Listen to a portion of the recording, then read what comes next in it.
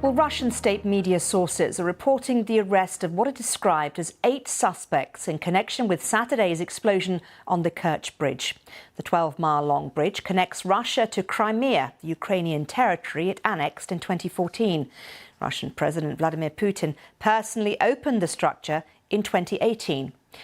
Well, this is the blast and its aftermath. The Russian Federal Security Service says 5 Russian citizens and 3 people from Ukraine and Armenia had been detained. It also accuses Ukraine's main intelligence directorate of having organised the explosion. Ukraine has not admitted any involvement. Well, since the bridge explosion, there have been missile strikes in Kyiv and other cities. Prosecutors for international mobile justice teams, which include both the international and Ukrainian experts, say they are investigating the strikes as war crimes. There have been also more explosions reported on Wednesday in Kherson, Nikopol and Zaporizhia region. Well, our correspondent in Kyiv, Hugo Bachega, updated us on the developments over the past few hours. Russia says it's detained 8 people in connection with the explosion that hit the Crimea bridge on Saturday. It says it was a terrorist attack that was caused by a lorry explosion, and it has blamed the Ukrainian intelligence service for this explosion. The Ukrainians haven't acknowledged having any kind of involvement in this blast, and the spokesperson for the Ukrainian intelligence service said the statement by the FSB in Russia was nonsense. That explosion in Crimea triggered a wave of missile attacks by Russia that hit multiple cities across the country on Monday. 19 people were killed, more than 100 injured, as many cities came under attack, including here the capital, Kyiv. Yesterday, President Zelensky addressed a virtual summit of G7 leaders, and he asked for more air defense capabilities. He said this is the kind of technology, kind of equipment that the Ukrainians need to protect the country from the threat of Russian missiles. He also called on the West to find new ways to apply political pressure on Russia and support Ukraine. Well, the head of the UN's nuclear watchdog has said he is deeply worried about the continued loss of power supplies to the atomic energy site at Zaporizhia. The Ukrainian reactors have been occupied by Russian forces and require a supply of electricity to function. Well, they're currently running on backup generators, but officials from Ukraine's state-run nuclear energy company say Russia is not allowing supplies of fuel to be delivered. Meanwhile, NATO defence ministers have gathered in Brussels for the start of 2 days of talks to discuss how to step up and sustain support to Ukraine as Russia escalates its attacks. The US and Germany have already said they'll provide advanced air defence systems after President Volodymyr Zelensky on Tuesday called for the West to help Ukraine create an air shield. The NATO Secretary-General, Jens Stoltenberg, spoke ahead of the meeting.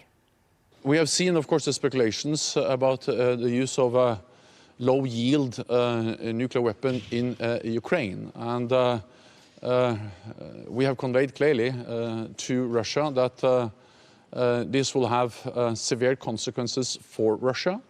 Russia knows that the nuclear war cannot be won, must never be fought.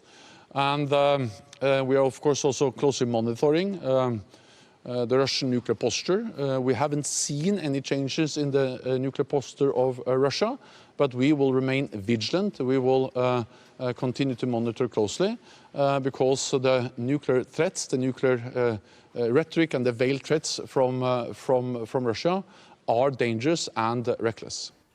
Well, let's cross live to Brussels with our correspondent Jessica Parker, who is there. And Jessica, what do leaders hope to achieve over the coming days? Yeah, well, first up this afternoon, we've actually got a US-led contact group, as it's called, of around 50 nations to discuss support for Ukraine. And this is all a kind of pre-scheduled set of meetings. It's worth bearing that in mind. But obviously, following those attacks that we saw earlier this week with missiles raining down on Ukrainian cities, there has been this real focus on air defense systems. As you were mentioning before, President Zelensky of Ukraine calling for an air shield to protect civilian infrastructure across his country. Of course, I think that's widely recognised to bring challenges. Ukraine, a very large country, but I think part of the discussions will absolutely be this afternoon around that issue and what more countries can provide. As you say, we've had announcements from Germany and and the United States. Whether other NATO ally countries might make further announcements, we'll have to wait and see. But also for NATO defence ministers, as they meet for dinner later today and continue on talks to tomorrow, something that they're looking at as well is their stockpile of weapons. So obviously a lot of resources has gone towards Ukraine. So there's a focus now on trying to increase targets and really gear the defence industry up for what is potentially a long haul in terms of this conflict. And after the Russian attacks on civilian targets over the last few days, things have become more urgent, haven't they? Yeah, I mean, Jens Stoltenberg has talked about the sort of most serious escalation that we've seen in quite a long time since the start of this conflict. So I think there is that added sense of urgency. And then there's some other factors playing into this too, not just the attacks that we saw in Ukraine. There's also this issue of infrastructure, energy infrastructure, transport infrastructure. So that's also going to be forming part of the discussions. You'll remember, our audience will remember too, that the Nord Stream pipelines, whilst not in use, saw what many suspect was acts of sabotage. We don't know who was responsible for that, but there are lots of conversations about what resilience can be built in order to protect vital pieces of infrastructure over the coming winter. Jessica, thank you very much.